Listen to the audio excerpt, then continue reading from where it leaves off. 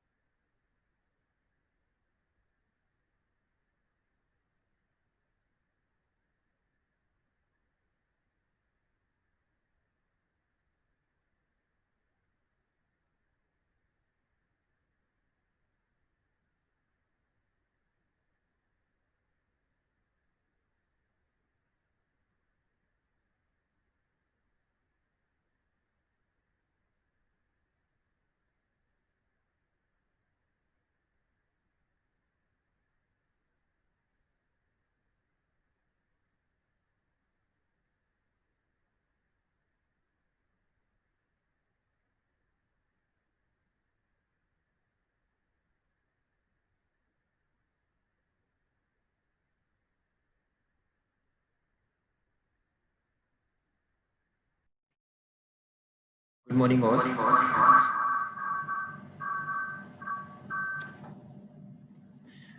अभी 11:35 को हम अपनी इवेंट्स जो हैं स्टार्ट करेंगे।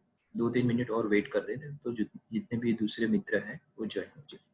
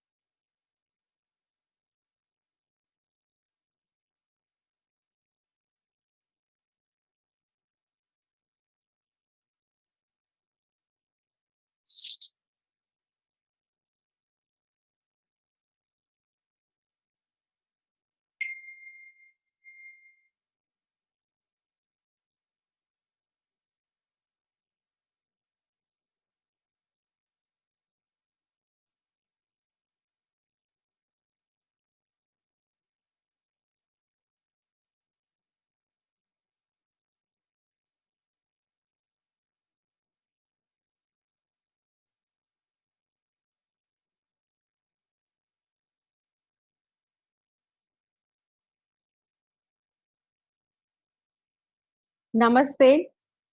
कैलाश रियलिटी प्राइवेट लिमिटेड की ओर से मैं खुशहाली नागौरी आप सभी चैनल पार्टनर मित्रों का हमारी channel partner meet 2020 live webinar zoom meeting में हार्दिक स्वागत करती हूँ।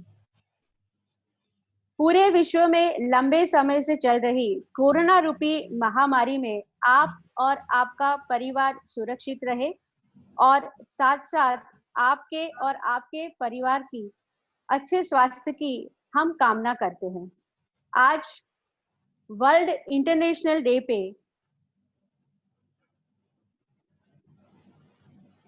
आज वर्ल्ड इंटरनेशनल फैमिली डे पे हम आप सभी का हार्दिक स्वागत करते हैं।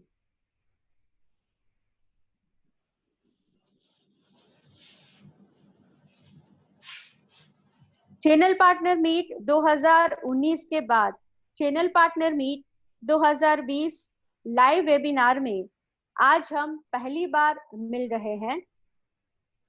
काफी सारे चैनल पार्टनर हमारे साथ पहले से जुड़े हुए हैं और आज काफी सारे नए चैनल पार्टनर हमारे साथ जुड़े हैं। उन सब का आज लाइव वेबिनार में मैं फिर से एक बार हार्दिक स्वागत करती हूँ। आज के लाइव वेबिनार की रूपरेखा कुछ इस तरह से रहेगी। कैलाश रियलिटी प्राइवेट लिमिटेड की अब तक की जर्नी के बारे में हम आपको अवगत करवाएंगे। उसके बाद हमारे सारे प्रोजेक्ट के साथ आपसे रूबरू होंगे और उसके आगे कोरोना रूपी महामारी में इंडियन रियल एस्टेट बायर क्या सोच रहे हैं और रियल एस्टेट की आगे जाने वाली जर्नी किस तरह रहेगी, उसके बारे में आपसे बातें करेंगे। चैनल पार्टनर और डेवलपर का एक बहुत ही अच्छा और गहरा रिश्ता है।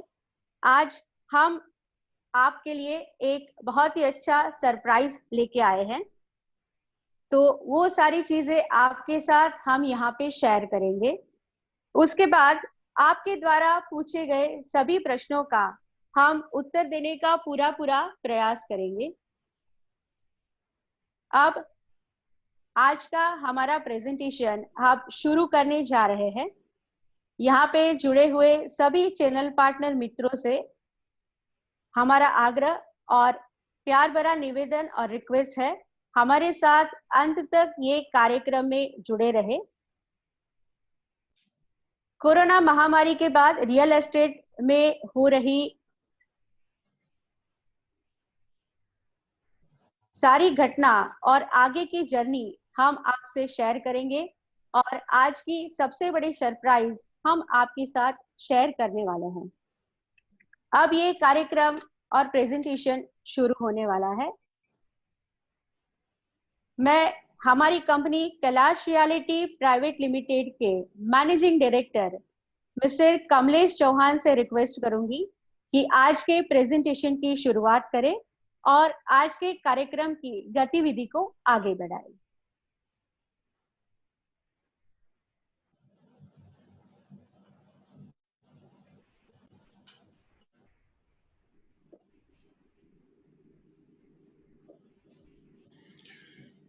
गुड मॉर्निंग मेरे चैनल पार्टनर मित्रों। आज इतने समय के बाद, एक लॉकडाउन के बाद आपसे मिलने और आपको देख के काफ़ी खुशी हो रही है। मैं आशा करता हूं कि ये जो लॉकडाउन रहा उसमें आप और अपने फैमिली के साथ आप काफ़ी सेफ होंगे और सुरक्षित होंगे, और मैं ये भी दुआ करता हूं कि आने वाले समय में आप अपने फैमिली के साथ सुरक्षित रहें, सेफ रहें।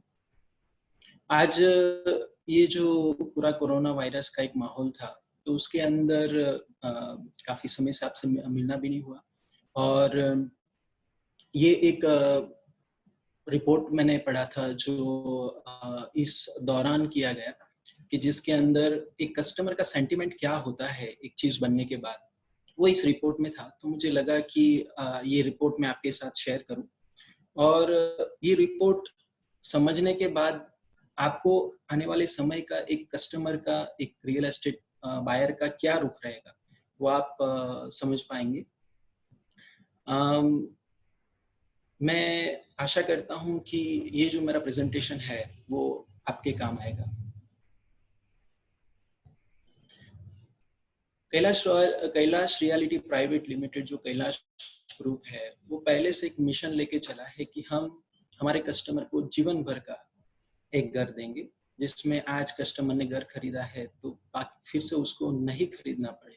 उस तरह से क्वालिटी अप्रूव्ड और इंफ्रास्ट्रक्चर में वेरी वेल वो घर हम उनको डिलीवर करेंगे। कैलाश ग्रुप ने करीबन 30 सालों में अपनी एक सफ़र तय की है।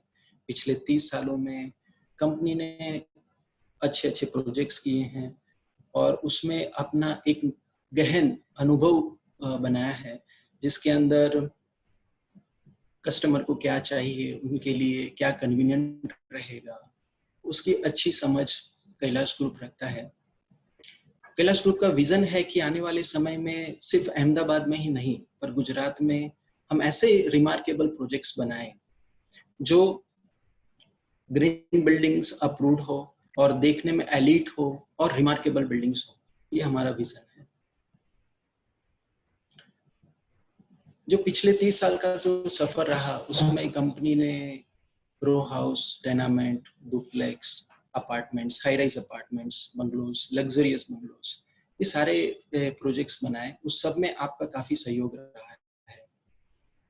अभी रिसेंटली हमने चैनल पार्टनर मीट 2019 की थी, जिसमें आपका बहुत सारा प्यार हमको मिला था, और मुझे ये बताते हुए बहुत खुशी होती है कि उसमें हमारे काफ़ी चैनल पार्टनर्स ने अवार्ड्स भी लिए, क्योंकि उन्होंने कंपनी में बहुत अच्छा योगदान दिया था, और ऐसा ही योगदान वो आगे भी देंगे, वो वैसे मैं आशा रखता हूँ। मैं आपके साथ उस चैनल पार्टनर मीट का कुछ फोटोग्राफ्स आपके साथ शेयर कर रहा हूँ, कुछ क्लिप्स आपको दे रहा हूँ। रिधिमा पाई जी उस दिन हमारी चीफ गेस्ट थी।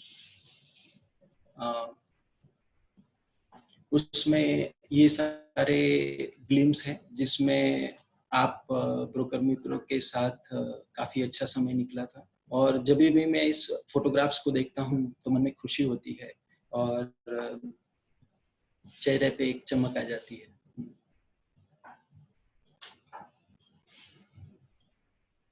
ये कोरोना वायरस का जो दौर हुआ, उसके अंदर काफ़ी कस्टमर के अंदर और जो भी रियल एस्टेट के अंदर जुड़े हुए हैं, जिसके अंदर कस्टमर्स हो गए, आप चैनल पार्टनर हो गए, हम रियल एस्टेट डेवलपर हो गए, उनके मन में काफी सारे प्रश्न आए कि आने वाला समय कैसा रहेगा, क्या होगा, क्या नहीं होगा। तो उसको ध्यान में रख के एनारॉक करके एक कंपनी है जो पर्टिकुलर रियल एस्टेट में ही काम करती है। उनका काम रिसर्च और एनालिसिस का भी है। उन्होंने ये पूरा ध्यान में रखते एक सेंटिमेंट्स, कस्टमर का सेंटिमेंट्स आने वाले समय में क्या रहेगा, वो अभी क्या सोच रहे हैं, उसके ऊपर उन्होंने एक पूरा सर्वे किया और वो सर्वे रिपोर्ट में आज आपके साथ शेयर करने वाला हूँ। ये जो सर्वे हुआ उसके अंदर काफी चीजें उभर के आई, पर उसमें जो अहम चीज उभर के आई वो ये थी कि जो आज मिलेनियम एज के जो लोग हैं, जो 25 से 35 साल के आयु रखते हैं, उनकी जो प्रायोरिटी है, उस प्रायोरिटी में होम ओनरशिप, खुद का घर, वो अहम हो गया है। वो अभी उनकी प्रायोरिटी में आ गया है। जो काफी मिलेनियल्स से वो उसको टाल रहे थे, पर अभी उन्होंने उसको अपने प्रायोरिटी लिस्ट में ले लिया है। उसके अलावा दूसरे फाइंडिंग्स भी ये बाहर आए कि रिसेंटली जो भी पिछले 4 महीनों में आपने देखा होगा कि शेयर मार्केट में काफी वॉलेटिलिटी रही, जिसकी वजह से काफी इन्वेस्टर ने अपना पैसा घुमाया। फाइनेंशियल टर्मोइल हुआ जिसमें फ्रैंकलिन टेम्पल्टन ने अपना जो म्यूचुअल फंड्स की कंपनी है, उसने अपना पूरा जो भी म्यूचुअल फंड्स है वो पूरा फ्रीज कर दिया। उसके अलावा आप मेरे से सहमत होंगे कि जो भी अपने व्यापारी होते हैं, जो अपना पैसा लैंड करते हैं, जिसको दूसरे को देते हैं, उनसे उनको अभी सही आंसर नहीं मिल रहा है। तो ये सारी चीजें अभी फिलहाल उनको इस सर्वे में बाहर आई। उसके अलावा भी अभी का जो होम लोन का रेट ऑफ इंटरेस्ट है, जो करीबन 7.15 से 7.80, जो आज तक का लोएस्ट है, जो कभी 9% हुआ करता था, अभी सिर्फ 7.15 से 7.80 के बीच में आ गया है, करीबन 7.25% आ गया है। ये मेजर रीजन है आज के जो लोग हैं उसको अट्रैक्ट करने के लिए। और मैं अपनी तरह से और एक चीज बताना चाहूंगा कि कल ही जो अपने माननीय फाइनेंस मंत्री है श्रीमती सीतारमन जी, उन्होंने अपनी CLSA स्कीम जो मार्च 2020 में कंप्लीट हो गई थी, उसको 1 साल और बढ़ा दिया है। उनका मानना है तो उससे करीबन 2.5 लाख लोगों को घर की सुविधा होगी और 1700 करोड़ का एक बिजनेस होगा। और ये भी एक बड़ी बात होगी कि करीबन 2.25 लाख से 2.5 लाख के बीच की रकम जो घर खरीदता है, उनको उसमें कम हो जाएगी, उनके बैंक लोन में सीधी उनको क्रेडिट मिल जाएगी। इसके अलावा ये भी जानने को मिला कि ये जो कोरोना वायरस 2019 था, उसमें काफी अनसर्टेनिटी आई है, लोगों को पता नहीं है कि क्या होना है। इसमें ये भी समझ में आया कि जो हर एक फैमिली, हर एक इंसान अपनी इन्वेस्टमेंट्स करता है, पर अभी सभी जो पार्टिसिपेंट्स थे उन्होंने बताया कि जो उनका इन्वेस्टमेंट्स है उसमें अगर आज की तारीख में अगर वो सेफ और बेस्ट इन्वेस्टमेंट मानते हैं तो वो रियल एस्टेट है। वो ऐसा इसलिए है क्योंकि वहां पे उनको एक सिक्योरिटी फील होती है, जहाँ पे वो अपने आप को सिक्योर फील करते हैं। और उनका ये भी मानना है कि ये जो समय है वो समय प्रॉपर्टी परचेस करने का बहुत सही समय है।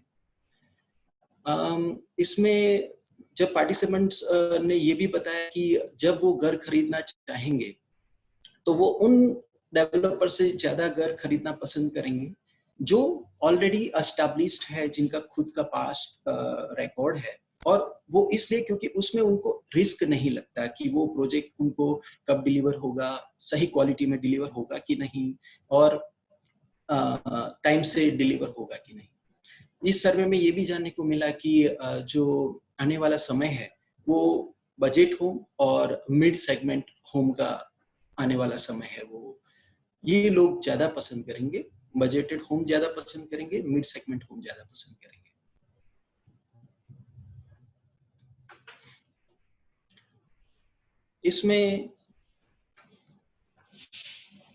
इसमें जब ये पूरा सर्वे किया गया तो उसमें ये सर्वे करीबन 20 अप्रैल से 27 अप्रैल के बीच में करा गया, जिसमें 1910 पार्टिसिपेंट्स ने इसमें हिस्सा लिया था और जिनकी आयु थी वो करीबन 24 से 67 के बीच में थी।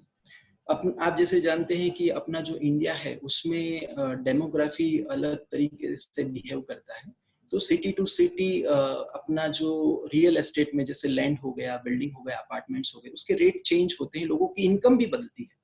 तो इसलिए इस सर्वे के अंदर 14 अलग अलग सिटी से पार्टिसिपेंट्स को लिया गया और उसमें जो आय थी वो 50,000 से कम यानी 10 लाख पर एनम से लेके 20 लाख पर एनम यानी 50,000 मासिक आय से कम से लेके 2 लाख मासिक आय रखते हैं, उन सभी लोगों पार्टिसिपेंट्स को इसमें शामिल किया गया। जैसे करके उनको budget home, mid segment home, luxury home, high and home सभी का एक पूरा पिक्चर उनको समझ में आ सके।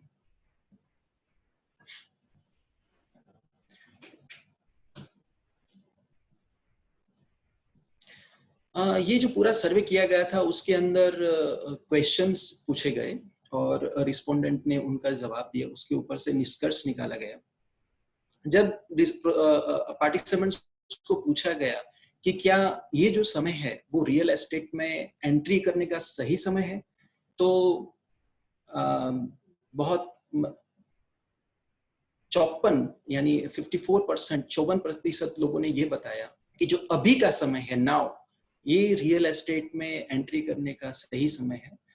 उसकी कुछ वजह उन्होंने, काफी सारी वजह है, बस जो अहम वजह है उन्होंने ये बताई कि जो आज उनको डेवलपर की तरफ से जो कोऑपरेशन मिल रहा है, जिसमें टोकन मनी हो गया जिससे वो घर बुक कराते हैं, या मार्जिन मनी हो गया, वहां से लेके उनका जो पोजीशन का पीरियड होता है उस सब में आज उनको डेवलपर की तरफ से अच्छा कोऑपरेशन मिल रहा है।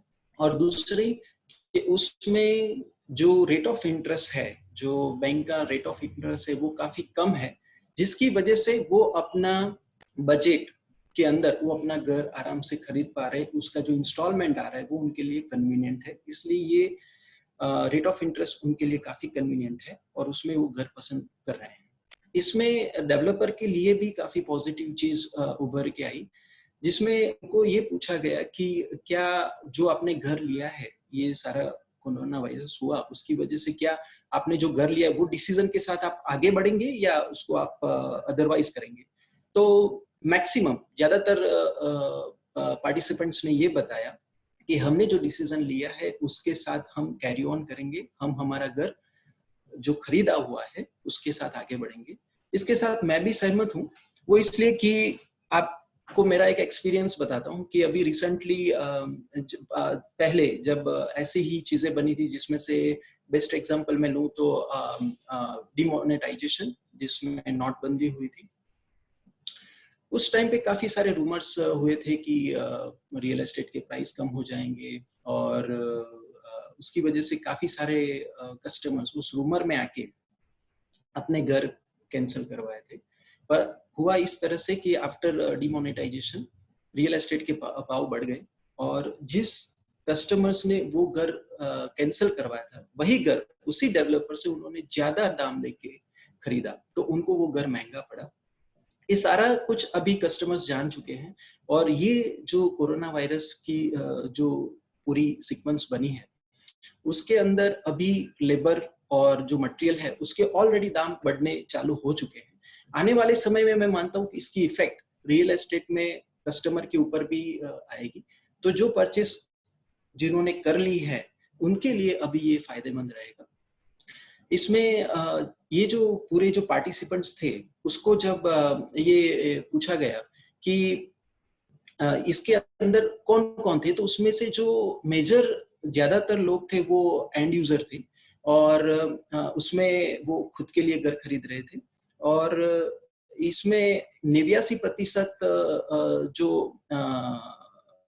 घर है उन्होंने अपने रेंज में खरीदा था और 61% लोग ऐसे हैं कि जिन्होंने अच्छे डेवलपर से घर खरीदा था। उनको पता था कि ये डेवलपर हमको किस तरह मतलब क्या क्वालिटी, क्या एमिनिटीज के साथ हमको डिलीवरी होने वाली है, उससे वो सेटिस्फाइड थे। तो ये सब वजह से वो ज्यादातर लोगों ने पसंद किया कि हमने जो डिसीजन लिया उसके साथ हम कैरी ऑन करेंगे, हमारा घर जो बुक किया गया है उसको हम कंटिन्यू करने वाले हैं। जब उनको ये पार्टिसिपेंट्स को पूछा गया कि ये जो कोरोना वायरस हुआ तो उसकी वजह से क्या आपका जो घर खरीदने का एक डिसीजन था उसमें कोई चेंज आया है, तब ज्यादातर लोग यानी 72% लोगों ने ये बताया कि उनको अभी जो घर खरीदना है वो उसके साथ वो आगे बढ़ रहे हैं, वो घर खरीदने वाले हैं। और इसमें एक अजीब सी बात ये बनी कि करीबन 12% लोग ऐसे थे जिन्होंने पहले घर खरीदना प्लानिंग नहीं किया था, वो अभी घर खरीदना चाहते हैं, वो अभी इंटरेस्टेड है इसके अंदर। अभी ये जो 72% लोग हैं जिन्होंने ये घर खरीदने की जो डिसीजन है उसके साथ आगे बढ़ने वाले, उसके काफी फैक्टर्स हैं। उसमें से अगर मैं समराइज करके उसको आपके सामने रखूं तो करीबन 35% लोग इसलिए उसके साथ आगे बढ़ना चाहते हैं क्योंकि जो डेवलपर है उसको कोऑपरेशन मिल रहा है, उसको फ्लेक्सिबिलिटी मिल रही है। इनिशियल टोकन से लेके पोजीशन तक में उसको डेवलपर की तरफ से पूरा कोऑपरेशन मिल रहा है। 28% लोग ऐसे हैं जिसको क्योंकि उनको जो रेट ऑफ इंटरेस्ट है, जो होम लोन का रेट ऑफ इंटरेस्ट है, वो काफी 7.25% काफी कम मिल रहा है, जो पहले करीबन 9% हुआ करता था। और अभी तो वो जब होम लोन लेते हैं तो उसके अंदर उनको CLSA स्कीम की वजह से उनके इनिशियल ही उनको 2.25 लाख 2.5 लाख का सीधा ही क्रेडिट मिल जाएगा, जिसकी वजह से उनको वो रकम भी कम हो जाएगी और इंटरेस्ट भी कम हो जाएगा। 19% लोगों ने ये बताया कि जो घर होता है वो एक फिजिकल एसेट होता है और ना ही उसको कोई चोरी करके ले जा सकता है, ना ही कोई उसको उठा के ले जा सकता है। उससे उनको एक फिजिकल एसेट में एक सिक्योरिटी फील होती है, वहां पे उनको एक सेफ्टी महसूस होती है। 16% लोगों ने ये बताया कि इसमें हमको ROI rate of interest on investment सही लग रहा है। अभी फिक्स डिपॉजिट पे करीबन 5 से 6% का रिटर्न छूट रहा है। उसके सामने अगर रियल एस्टेट ले लें तो उसमें उससे डबल उसको इंटरेस्ट रिटर्न ऑन इन्वेस्टमेंट छूटता है। और 2% ऐसे लोग थे जिन्होंने बताया कि हमके दूसरे रीजंस हैं जिसकी वजह से हम इसके साथ आगे बढ़ रहे हैं। जब इनको ये पूछा गया कि जब आप घर खरीदने जाएंगे तो आप कैसे डेवलपर्स के पास से घर खरीदना पसंद करेंगे, तो यहाँ पे मैक्सिमम यानी करीबन 62% लोगों ने ये बताया कि हम उन डेवलपर के पास से घर खरीदना पसंद करेंगे जिनका पास्ट में ट्रैक रिकॉर्ड हो, जिन्होंने प्रोफेशनली काम करते हो, जिन्होंने अपने पहले काफी सारे प्रोजेक्ट्स कंप्लीट किए हो, अच्छी तरह से हैंडओवर किए हो, जिनका कंस्ट्रक्शन क्वालिटी कंस्ट्रक्शन हो और उसके कस्टमर हैप्पी हो। उन लोगों से हम घर खरीदना पसंद करेंगे क्योंकि एक बार घर खरीदने के बाद उनको उसके अंदर एग्जीक्यूशन की कोई चिंता नहीं रहेगी। उनको ये नहीं होगा कि मुझे लेने के बाद किस तरह से घर मिलेगा, क्वालिटी वाइज मिलेगा कि नहीं, समय से मिलेगा कि नहीं। पर जब वो एक रिनाउंड और एस्टेब्लिश्ड डेवलपर से घर खरीदते हैं तब उस बात में वो निश्चिंत हो जाते हैं और उसके लिए अगर उनको थोड़ा ज्यादा भी प्रीमियम देना पड़ता है तो भी उसके लिए वो रेडी है, ऐसा ये पार्टिसिपेंट्स का कहना था। दूसरा, उनको ये क्वेश्चन पूछा गया कि जब आप खरीदते हैं तो आपको ये अपने खुद के लिए खरीद रहे हैं या आप इन्वेस्टमेंट के लिए खरीद रहे हैं। तो अगर मैं 100% ले लूं तो उसमें से करीबन 59% लोगों ने ऐसा बताया कि वो अपने खुद के लिए खरीद रहे हैं। जैसे अपना भारत का रियल एस्टेट मार्केट है जिसमें अधिकतर मध्यम वर्ग के लोग रहते हैं, वो अपना घर लेना एक प्रायोरिटी में आता है। वो इसलिए भी है क्योंकि जब वो अपने घर में रहते हैं तो अपने आप को सेफ महसूस करते हैं, अपने आप को सिक्योर महसूस करते हैं। और आपने जैसे देखा कि अभी का जो कोरोना वायरस था और लॉकडाउन हुआ तो घर ही ऐसी चीज थी जहां पे वो अपने आप को सेफ रख पाए, अपने फैमिली को सेफ रख पाए। और इसी वजह से काफी नए जो लोग हैं, इसकी वजह से ही उनका भी मूड बदला है और वो भी अभी रियल एस्टेट में घर खरीदना चाहते हैं।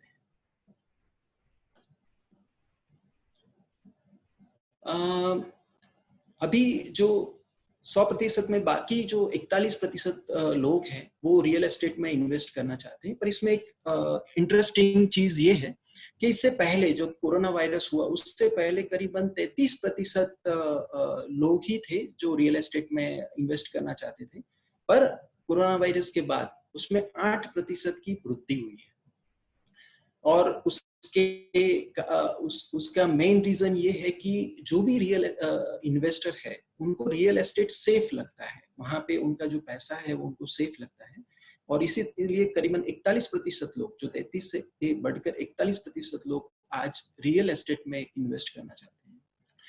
जब इन पार्टिसिपेंट्स को पूछा गया कि आप जब इन्वेस्ट करेंगे तो आपका बजट क्या होगा, कौन से बजट के घर में आप ज्यादा इंटरेस्ट रखते हैं, तब उन्होंने बताया कि अगर 45 लाख तक के घर हैं उसमें करीबन 36% लोगों ने बताया कि 45 लाख तक के घर हमारे लिए बजट में हमको सही लग रहे हैं।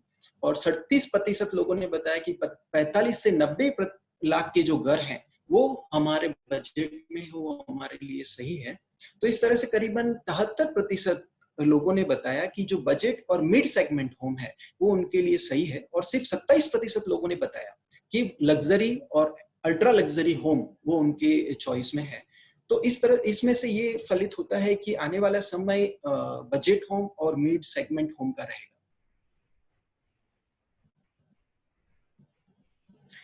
रियल एस्टेट में जब इन्वेस्ट करते हैं तो उसके 5 रीजंस होते हैं।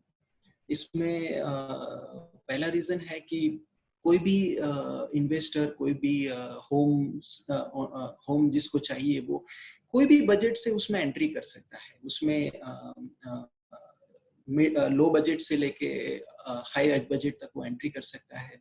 वो जब खरीदता है तो वो ऐसा एसेट खरीदता है कि वो खुद भी यूज कर सकता है। और जब खरीदता है और उसमें अगर वो फाइनेंशियल बैंकों से फाइनेंशियल हेल्प लेता है तो उसका जो भी इंटरेस्ट वगैरह पेमेंट करता है तो उसमें गवर्नमेंट से उनको बेनिफिट होती है, गवर्नमेंट से उनको टैक्सेशन में रिलीफ मिलता है। और CLS जैसी स्कीमें हैं जिसकी वजह से तो उसमें सीधा उनको 2.25 लाख 2.5 लाख तक का जो है वो उनकी कीमत कम पैसा बैंक में भरना पड़ता है। इसमें ये भी बताया कि अगर कोई रियल एस्टेट में इन्वेस्ट करना चाहता है तो उसके लिए उसको ज्यादा टाइम या मैनेजमेंट की जरूरत नहीं है, क्योंकि वो आज घर खरीदना या रियल एस्टेट में इन्वेस्ट करना काफी इजी हो गया है। और इतना इजी होने की वजह से उनको अभी उसके साथ रियल एस्टेट में इन्वेस्ट करने के लिए उनको स्टार्ट करना है उसके साथ। अभी जो हमारे प्रोजेक्ट्स हैं वो टाउन प्लानिंग 241 जो जिसको न्यू साहिबाग एरिया बोलते हैं उसके अंदर है। ये साबरमती रिवर के पास में है। यहाँ पे काफी क्लीन एनवायरनमेंट है और यहाँ पे टाउन प्लानिंग ने अपना जो इंफ्रास्ट्रक्चर डेवलपमेंट है वो ऑलरेडी कर दिए हैं, जैसे कि रोड हो गए, स्ट्रीट लाइट है, ड्रेनेज लाइन है, पानी की सुविधा है। ये सारी चीजें वहाँ पे ऑलरेडी इंफ्रास्ट्रक्चर में डल चुकी है। अगर मैं दूसरे एरिया से कंपेयर करूँ जैसे कि बोडकदेव वगैरह है, जहाँ पे पहले कंस्ट्रक्शन डेवलपमेंट हुआ था, बाद में इंफ्रास्ट्रक्चर डेवलपमेंट हुआ था, यहाँ पे पहले इंफ्रास्ट्रक्चर डेवलपमेंट हुआ है और अभी सारा डेवलपमेंट चालू है। करीबन 40 से ऊपर प्रोजेक्ट्स आज रनिंग है। तो उसमें जो लोग हैं उनके रहने के लिए और उनके व्यापार के लिए ये जो इंफ्रास्ट्रक्चर है वो काफी सुविधा देता है। तो उनके इसकी वजह से उनके रहने के लिए, उनके बिजनेस के लिए ये एरिया काफी सुगम रहता है। अगर मैं इस एरिया से अगर रेडियस बनाऊं कि 5 मिनट में अगर मैं पहुंचता हूं उसको मैं एक रेडियस में लूं, 10 मिनट में पहुंचता हूं उसको मैं दूसरे रेडियस में लूं और 15 मिनट में पहुंचता हूं उसको मैं लाल कलर के तीसरे रेडियस में लूं, तो उसमें ऐसा बनता है कि जो इमीडिएट है, जो 5 मिनट के अंदर का जो दायरा है वो करीबन 11 मीटर है, जिसमें 2011 में करीबन उसमें 21,000 की पॉपुलेशन थी, जो ये 2021 में करीबन 33,000 की पॉपुलेशन हो जाएगी। 33,000 की पॉपुलेशन हो जाएगी। और ये अगर मैं ये 10 मिनट के अंतर में ट्रैवलिंग करता हूँ और उसका एक रेडियस बनाता हूँ, तो उसमें 2011 में 1.5 लाख लोगों की वहाँ पे पॉपुलेशन थी, जो अभी 2021 में करीबन 2 लाख लोगों की हो जाएगी। और मैं 15 मिनट का अगर ट्रैवल टाइम लेता हूँ तो उसको उसमें जो पहले 2011 में 4.5 लाख लोगों की पॉपुलेशन थी, जो 2021 में 6 लाख लोगों की पॉपुलेशन हो जाएगी। आप देखेंगे कि इसमें पॉपुलेशन काफी बढ़ रही है और इसलिए इस एरिया का डिमांड भी बढ़ रहा है। और इसमें जो फैमिली है उसका जो मेंबर है वो करीबन 4 से 5 यानी 4 मेंबर से ज्यादा मेंबर की फैमिली यहाँ पे है। इसकी वजह से यहाँ पे करीबन 2.5 BHK या 3 BHK की रिक्वायरमेंट ज्यादा रहेगी, ऐसा हमारा अनुमान है।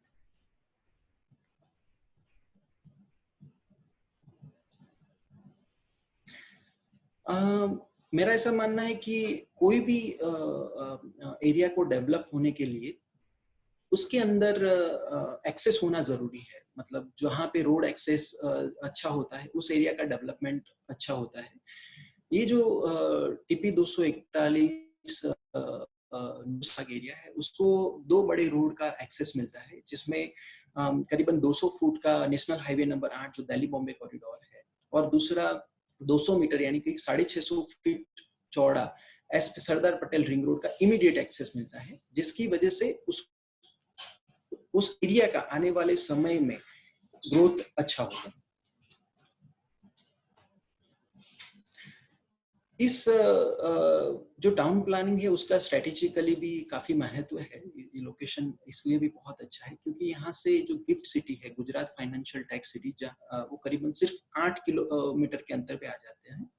और रिसेंटली वहाँ पे नेशनल स्टॉक एक्सचेंज भी स्टार्ट हुआ है। अगर अहमदाबाद से बाहर जाना है तो आइदर एयरपोर्ट या रेलवे स्टेशन यूज होता है या रोड यूज होता है। तो इन तीनों में जो एयरपोर्ट है ये करीबन 8 किलोमीटर या 15 से 20 मिनट में पहुंच सकते हैं। जो रेलवे स्टेशन है वो 13 किलोमीटर के अंतर पे आ जाता है।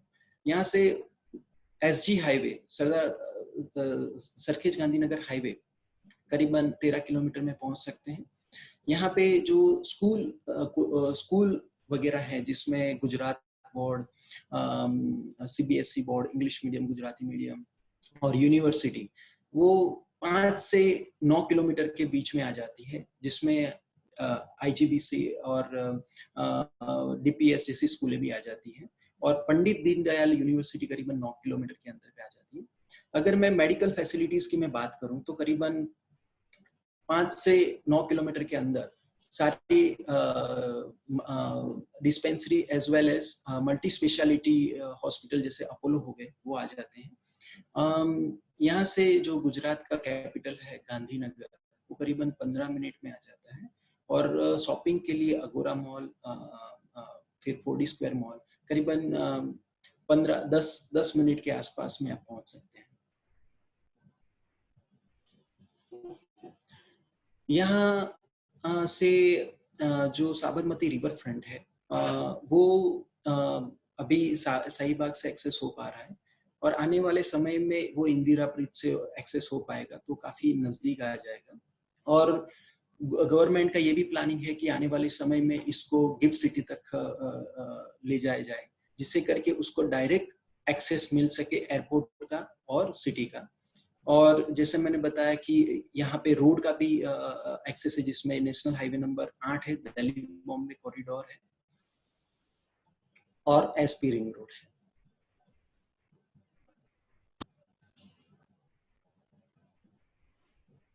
कैलाश रियलिटी की काफी स्ट्रेंथ है। जो कैलाश ने अपने रियल एस्टेट सेक्टर में 30 साल से काम कर रहे हैं और उसमें करीबन 10 से ज्यादा प्रोजेक्ट्स हमने डिलीवर किए हैं। 10 लाख से ज्यादा स्क्वायर फीट हमने कंस्ट्रक्शन डिलीवर किया है। आज हमारे साथ 850 से ज्यादा कस्टमर्स जुड़े हुए हैं। पिछले 30 सालों में कैलाश ने काफी सारे प्रोजेक्ट्स बनाए, जिसमें रो हाउस थे, टेनामेंट्स थे, डुप्लेक्स थे, बंगलोज थे, हाई एंड बंगलोज थे, अपार्टमेंट्स थे, low rise apartments, 7 story apartments, high rise apartments, और ये सारे प्रोजेक्ट्स कंपनी ने, और उसमें कमर्शियल्स, मिक्स डेवलपमेंट, वो सारा कंपनी ने इन सालों में डिलीवर किया है।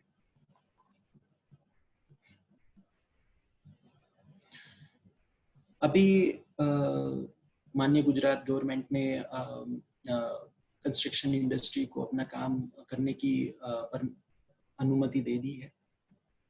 उसकी वजह से और उनकी सारी गाइडलाइंस को फॉलो करते हुए हमने हमारे यहाँ हमारे जो वर्कर्स है उनके पूरी केयर करते हुए, जैसे कि उनको ग्लव्स हैं, मास्क है, हेलमेट है, सैनिटाइजेशन है, हैंड वॉश है, सब कुछ हमने यहाँ पे साइट पे उनको प्रोवाइड किया है।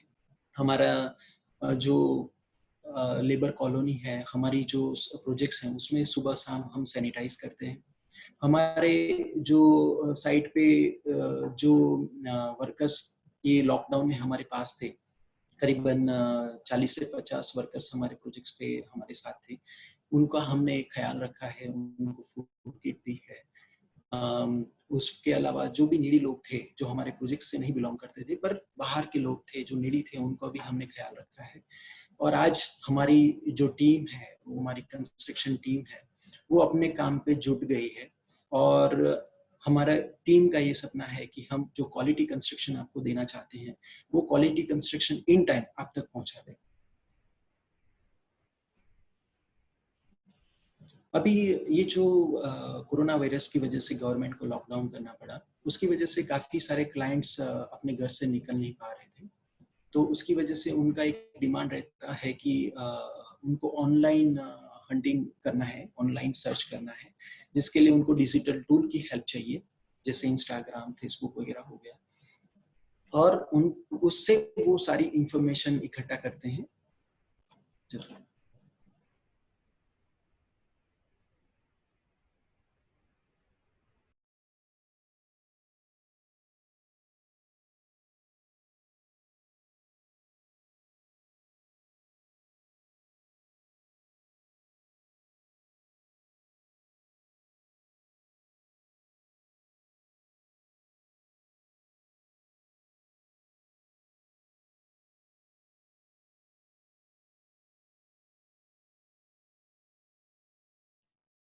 Due to some connection, actually meeting अभी कंटिन्यू हो रही है 5 मिनट्स में।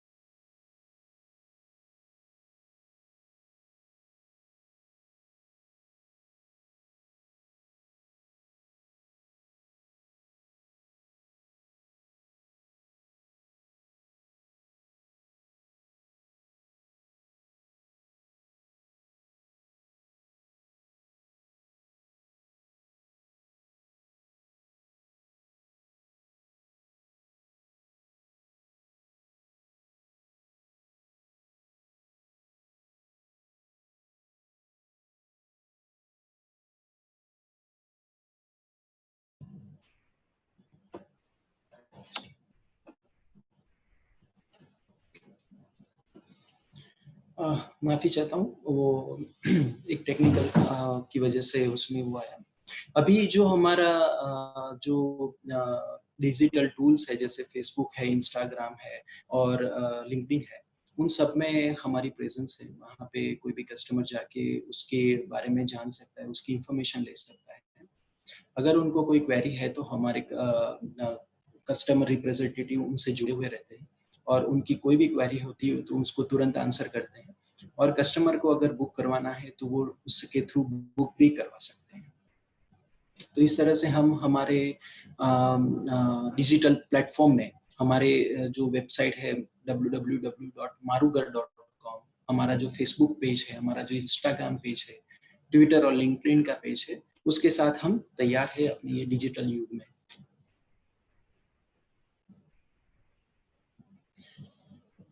Work together, earn together.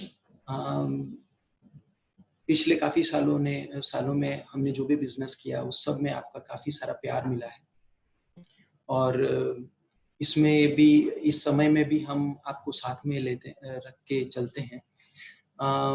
हमने इसमें ऐसा सोचा है कि ऐसा क्या किया जाए कि जिसमें हम अपने साथ में काम करें, बड़ा काम करें।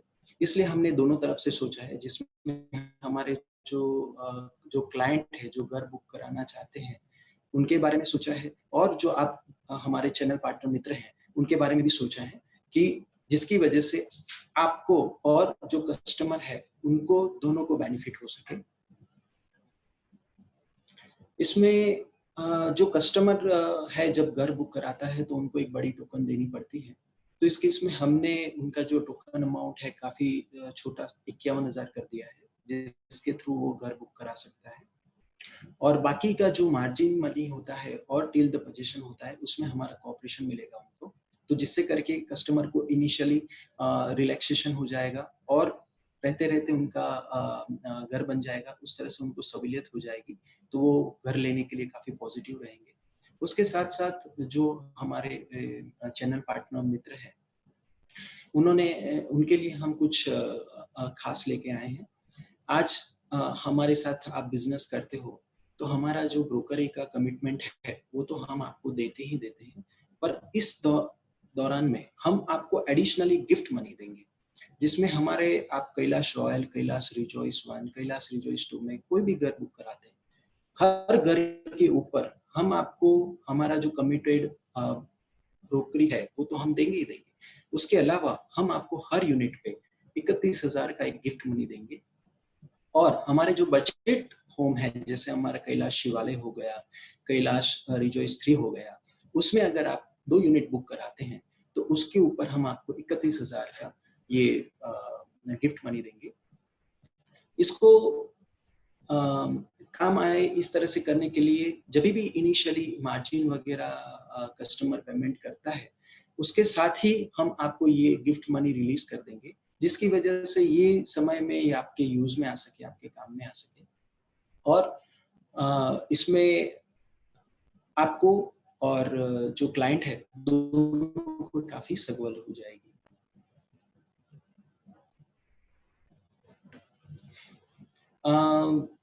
मैं आशा करता हूँ कि ये जो पूरा प्रेजेंटेशन था वो आपके काम में आया, मतलब ये जो प्रेजेंटेशन था पूरा वो आपके यूज में आएगा, आपको आने वाले समय की क्लैरिटी देगा। और मैं ये विश्वास रखता हूँ कि ये जो हमारा छोटा सा प्रयास है गिफ्ट मनी का, वो आपके काफ़ी मदद में रहेगा। और मैं आशा करता हूँ, पूरा विश्वास रखता हूँ कि आने वाले समय में अपने साथ में बड़ा बिजनेस करेंगे, अच्छा बिजनेस करेंगे। Thank you so much. आभार। अभी मैं खुशहाली मैम को रिक्वेस्ट करूंगा कि अगर कोई क्वेश्चन आंसर है तो उसके साथ अपने आगे बढ़ेंगे। जी, धन्यवाद।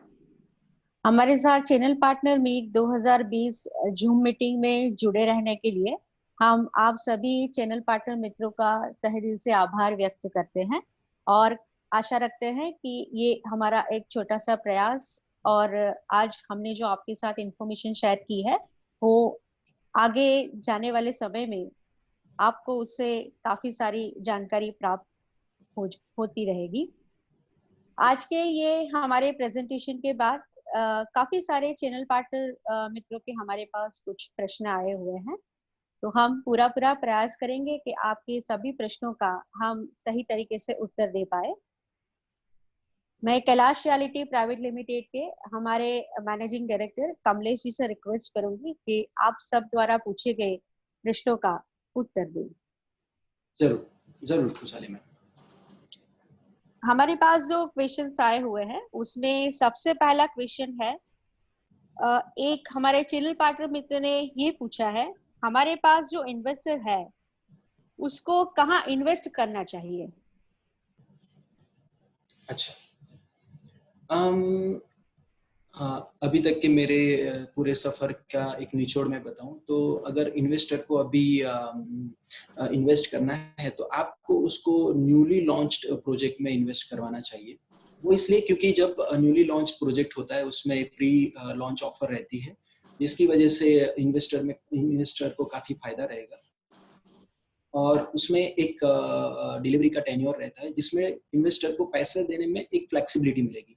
पर इसमें एक चीज आपको खास ध्यान रखनी पड़ेगी कि जब आप न्यू लॉन्च प्रोजेक्ट में इन्वेस्ट करवाते हो तब आपको डेवलपर के बारे में बराबर से जांच लेना पड़ेगा, क्योंकि जब एक रिनाउन और वेल एस्टैब्लिश्ड प्रोफेशनल और जिन्होंने अच्छा पहले डिलीवरी किया है उनके पास से अगर इन्वेस्टर को प्रॉपर्टी खरीदते हैं तो जो डिलीवरी जब होगी तब उनको सारी एम्यूनिटीज, फैसिलिटीज, क्वालिटी कंस्ट्रक्शन के साथ इन्वेस्टर को वो प्रॉपर्टी मिलेगी जिसका एप्रिसिएशन ज्यादा होगा और उसकी वजह से इन्वेस्टर को बेनिफिट भी ज्यादा रहेगा, प्राइस एप्रिसिएशन ज्यादा मिलेगा।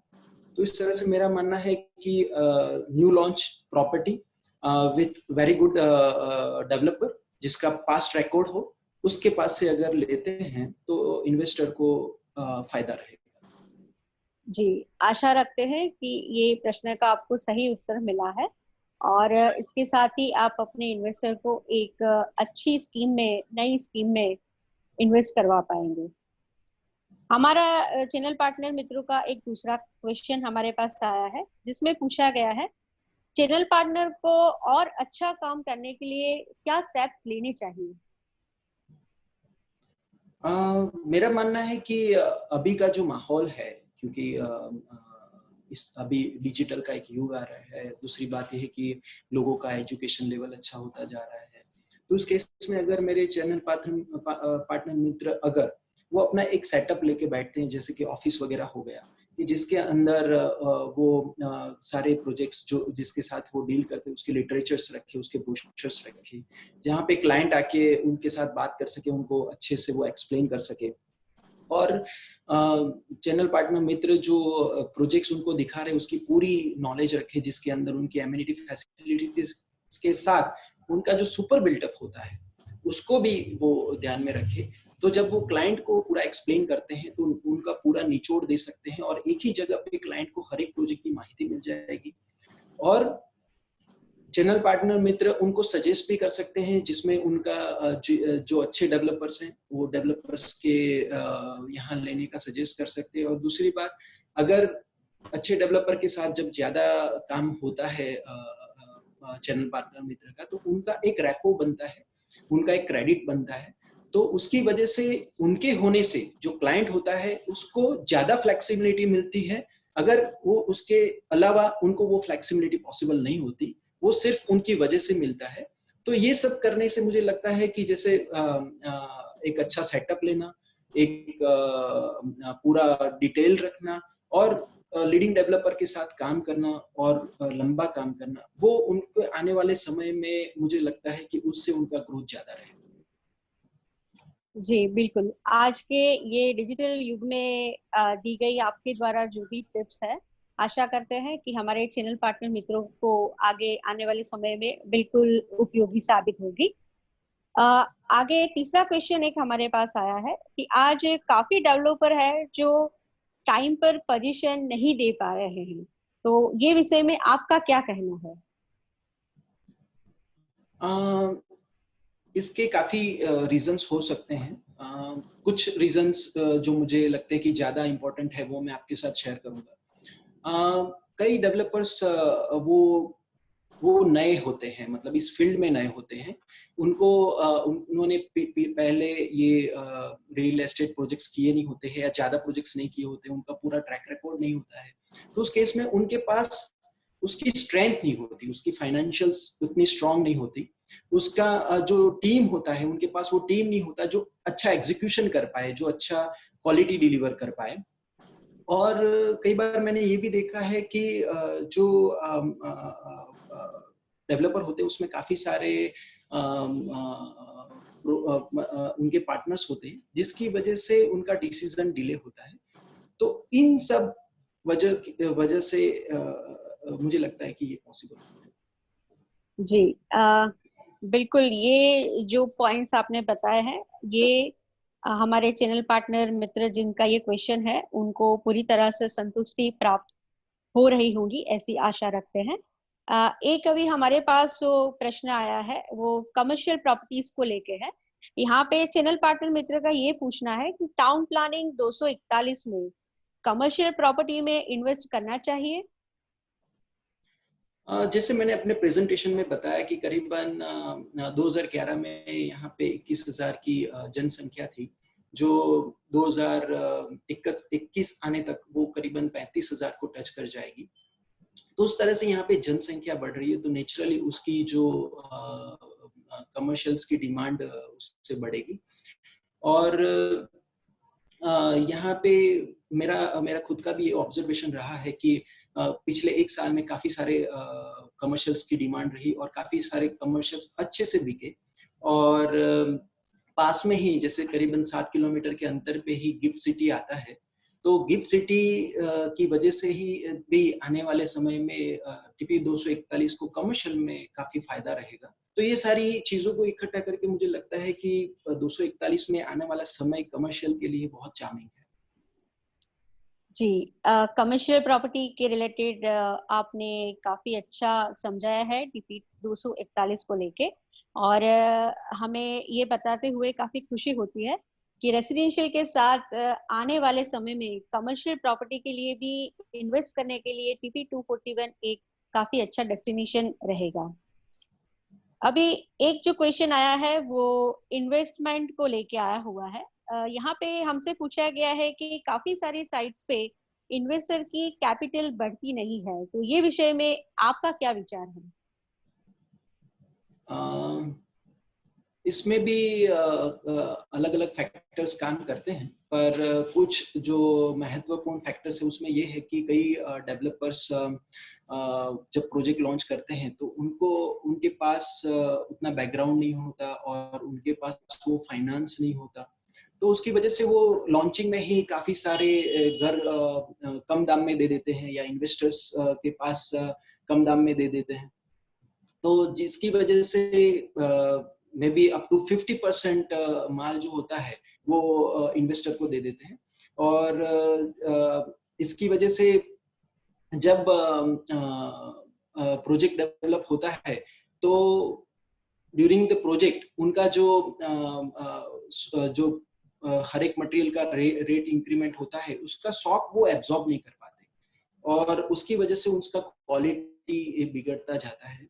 और जब वो प्रोजेक्ट मार्केट में आता है तो हो सकता है कि उसमें उतना अच्छा क्वालिटी ना हो, सारी एमिनिटीज जो उन्होंने बताई वो डिलीवर ना की गई हो, और उसी समय इन्वेस्टर ने भी अपना माल मार्केट में रखते हैं तो इतना सारा माल आ जाता है डिमांड के सामने, तो उसकी वजह से उनको वो अच्छा रिटर्न नहीं मिलता है।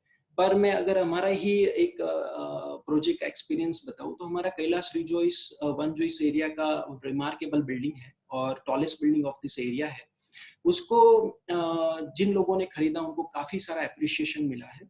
उसके अलावा भी जो वहाँ पे क्वालिटी कंस्ट्रक्शन हुआ है, जो फैसिलिटीज हमने डेवलप करके दी है, वो काफी कस्टमर ने काफी पसंद किया और वो काफी खुश है, तो उसका एप्रिसिएशन भी काफी ज्यादा हुआ है। तो ऐसे प्रोजेक्ट में अगर इन्वेस्टर ने घर लिया हो तो उनको फायदा रहेगा। अगर उसमें ऐसे डेवलपर के यहाँ लिया हो, तो अगर उसने अच्छे से डिलीवरी नहीं की तो उनको वो एप्रिशिएशन नहीं करेगा।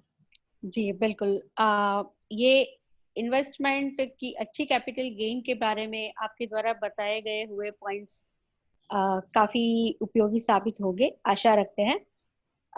अगला एक प्रश्न आया हुआ है जो सभी चैनल पार्टनर्स, मेंबर्स और डेवलपर को साथ में रखते हुए बड़ा ही प्रैक्टिकल क्वेश्चन पूछा गया है। ये पूछते हैं कि चैनल पार्टनर, मेंबर और डेवलपर के बीच का संबंध पोजीशन के टाइम पे कई बार बिगड़ जाता है, तो ये बारे में आपका क्या कहना है? इसमें मेरा ये कहना है कि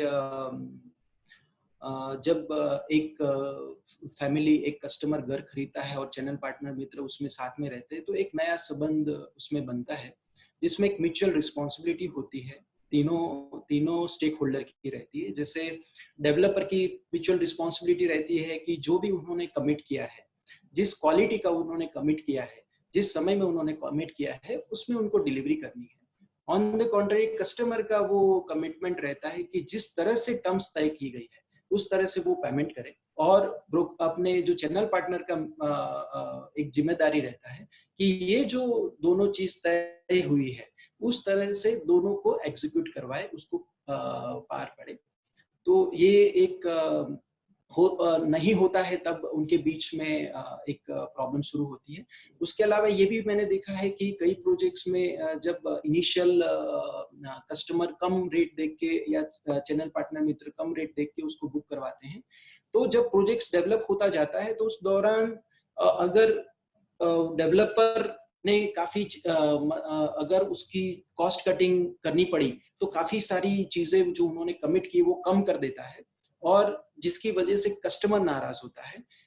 कई बार ये भी होता है कि उनके जो पार्टनर्स होते हैं उनके इंटरनल कोऑर्डिनेशन नहीं होने की वजह से डिसीजंस फास्ट नहीं आते, उससे की वजह से प्रोजेक्ट डिले होता है, उससे भी कस्टमर नाराज होता है और वो चैनल पार्टनर को बोलता है और चैनल पार्टनर से डेवलपर के पास आता है। तो इस तरह से ये पूरा जो है वो रिलेशन बिगड़ता है। पर जैसे मैंने बताया कि अगर सब कोई अपनी जिम्मेदारी समझ के उसको सही तरह से निभाए तो ये रिलेशन काफी स्ट्रांग हो सकता है और उसमें अच्छे से डिलीवरी हो सकती है। जी, ये एक प्रश्न का अगर सिंप्लीफाई वर्ड में बताए तो ये एक टीम वर्क है और हर एक कमिटेड पॉइंट जो है उसमें अपने अपने रिस्पॉन्सिबिलिटी अगर टाइम से निभाए तो बिल्कुल ही आने वाले समय में ये प्रश्न खड़ा नहीं रहेगा और एक इजी लाइफस्टाइल लोगों को मिल पाएगी। आज के ये कार्यक्रम का ये आखिरी क्वेश्चन है जहाँ पे पोजीशन के बाद लोगों को कुछ तकलीफ होती है, उसको लेके एक प्रैक्टिकल क्वेश्चन सामने आया है। यहाँ पे पूछा गया है कि पोजीशन मिलने के बाद मेंटेनेंस के काफी प्रॉब्लम रहते हैं, तो उसकी क्या वजह हो सकती है? वजह तो मैं अगर उसको दो बड़ी वजहों में मैं बात लूं तो एक वजह ऐसी होती है कि जो भी डेवलपर है उसने अगर अच्छे से क्वालिटी कंस्ट्रक्शन डिलीवर नहीं किया है तो उसका मेंटेनेंस ज्यादा रहेगा, और ज्यादा मेंटेनेंस रहने की वजह से कस्टमर उसको बेयर नहीं कर पाएगा और उसकी वजह से प्रोजेक्ट का जो मेंटेनेंस है वो हो नहीं पाएगा। वो एक वजह है। और दूसरी वजह ये है कि अपने यहाँ कैसा सिस्टम होता है कि अगर कोई भी प्रोजेक्ट कंप्लीट होता है तो उसको हैंडओवर करने के टाइम सारा चेयरमैन सेक्रेटरी को पूरा जिम्मा दे दिया जाता है। अभी जो चेयरमैन सेक्रेटरी होता है उसका खुद का फैमिली है, खुद का बिजनेस है, वो जिम्मेदारी तो ले लेते हैं पर वो निभा नहीं पाते। उसकी वजह से क्या होता है कि जो सोसाइटी का वो जो डेवलपर ने जो प्रोजेक्ट डेवलप करके दिया है उसका जो रख रखाव है वो कर नहीं पाते और उसके वजह से उसका मेंटेनेंस अच्छा नहीं दिखता।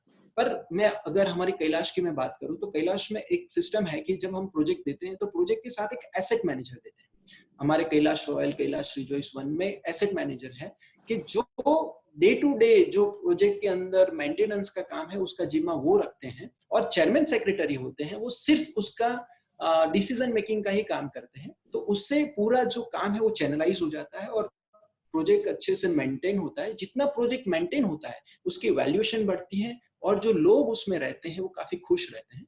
तो मेरा मानना है कि ये अगर इतना चेंज ला दिया जाए कि एसेट मैनेजर अपॉइंट करके उसको उसको ये जिम्मेदारी देके डे टू डे की चीजें करवाई जाए और चेयरमैन सेक्रेटरी सिर्फ डिसीजन मेकिंग करे। और दूसरी बात, ऐसे डेवलपर का प्रोडक्ट हो जो इंफ्रास्ट्रक्चर अच्छा बनाया हो, क्वालिटी कंस्ट्रक्शन किया हो, कि जिसकी वजह से वहां पे मेंटेनेंस ही कम आए, तो वो प्रोजेक्ट अच्छे से मेंटेन होता है। जी, ये प्रश्न का आपने बहुत ही अच्छा और टेक्निकली उत्तर दिया है, और बिल्कुल सिस्टमैटिकली किया हुआ जो भी प्लान है वो आगे चल के मेंटेनेंस सही करने में काफी हेल्पफुल साबित होता है। और धन्यवाद। हमारे सभी चैनल पार्टनर मित्रों का हम तहे दिल से धन्यवाद करते हैं और आशा करते हैं कि आपके द्वारा पूछे गए हुए सभी प्रश्नों का आपको पूरी तसल्ली से और अच्छा आंसर मिला होगा। इतने उत्साह से हमारे साथ बड़ी संख्या में जुड़ने के लिए आप सभी चैनल पार्टनर मित्रों का हम तहे दिल से शुक्रिया अदा करते हैं, और इसी तरह हमारे साथ आगे भी जुड़े रहे। और हम चाहते हैं कि जिस तरह से आज तक आप हमारे साथ जुड़े रहे हैं और अच्छा काम और अच्छा बिजनेस करते आए हैं, आने वाले समय में भी आप इसी तरह हमारे साथ जुड़े रहे और हम साथ में अच्छा काम करें और अच्छा बिजनेस करें। आपके सभी प्रश्नों का उत्तर देने का हमने पूरा प्रयास किया है और आशा है कि आप सबको अपने प्रश्नों का पूरा उत्तर मिला होगा। यदि आपके मन में और भी कोई क्वेश्चंस है और आप और कोई इंफॉर्मेशन जानना चाहते हैं, तो स्क्रीन पे दिखाए हुए हमारे नंबर पे आप कांटेक्ट कर सकते हैं। यहाँ पे मोबाइल नंबर अवेलेबल है जहाँ पे आप मैसेज सेंड कर सकते हैं, और हमारा ईमेल एड्रेस यहाँ पे शेयर किया गया है स्क्रीन पे, जहाँ पे आप अपने प्रश्न हमें सेंड कर सकते हैं। बहुत ही जल्द आपके द्वारा पूछे गए सारे प्रश्नों का हम उत्तर देंगे। आपके अच्छे स्वास्थ्य की और आने वाले समय में अच्छे बिजनेस की कामना के साथ हम आपसे विदा लेते हैं, और इसी तरह चैनल पार्टनर मीट में हम दोबारा जल्दी मिलेंगे और आगे एक साथ होके अच्छा काम करेंगे। धन्यवाद। Thank you.